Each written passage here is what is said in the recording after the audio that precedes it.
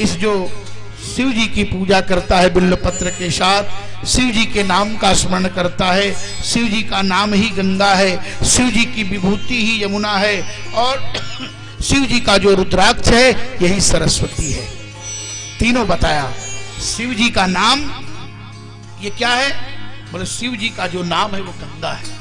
शिव जी का नाम गंगा, सैव नामम यथा गंगा विभूतिर यमुना मता रुद्राक्षम विद्या प्रोक्ता सर्व पाप विनाशिनी। रुद्राक्ष क्या है? बोले सरस्वती है, और शिव जी की जो विभूति है वही यमुना है। इसलिए इसको धारण करके ही भगवान शिव की उपासना करना चाहिए।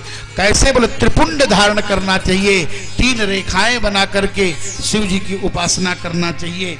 इत्युक्तम्बो द्विजस्तष्ट नाम माहात्म्यमुत्तमं श्रृणुध्वं भस्म माहात्म्यं सर्व पावन पावनम। भस्म की बड़ी महिमा है।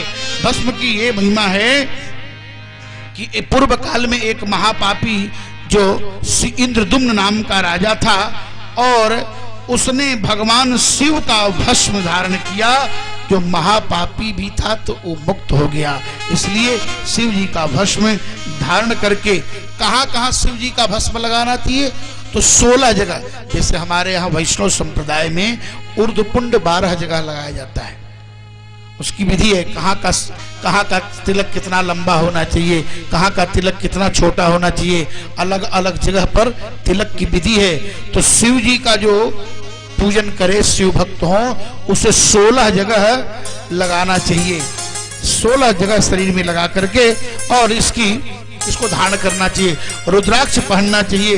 बोले महाराज रुद्राक्ष की उत्पत्ति कैसे हुई? तो कहते हैं ध्यान से सुनो। एक बार भगवान शिव हजारों वर्ष का तप कर रहे थे, और तप करते करते इतने तप में मस्त हुए, एक दिन उपकार की इच्छा से उनकी आंखें खुली, और जब उनकी आंखें खुली तो उनके नेत्रपुटों से एक बूंद जल धरती पर गिर गया, रुद्राक्ष।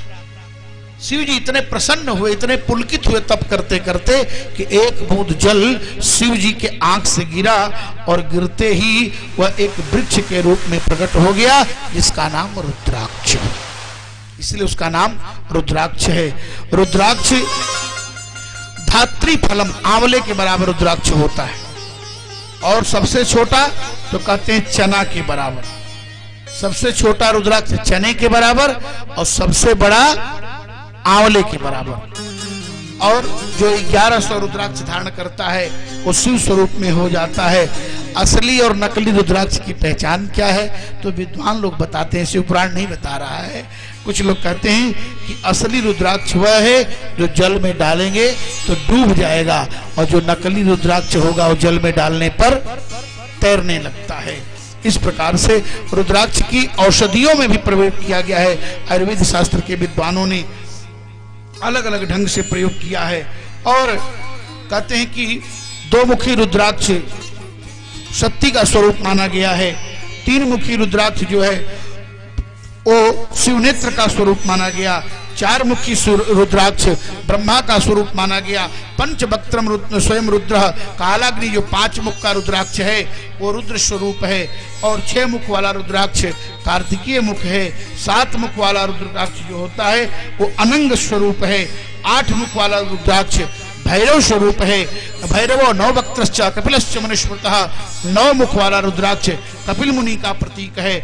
10 मुख वाला रुद्राक्ष विष्णु भगवान का स्वरूप है। 11 मुखी रुद्राक्ष भगवान शिव का स्वरूप है।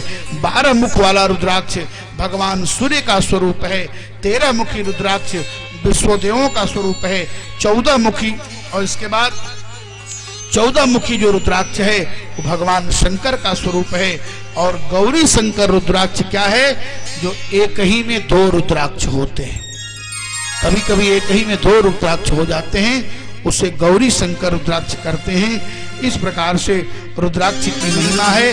रुद्राक्ष को धारण करके ही भगवान शिव की उपासना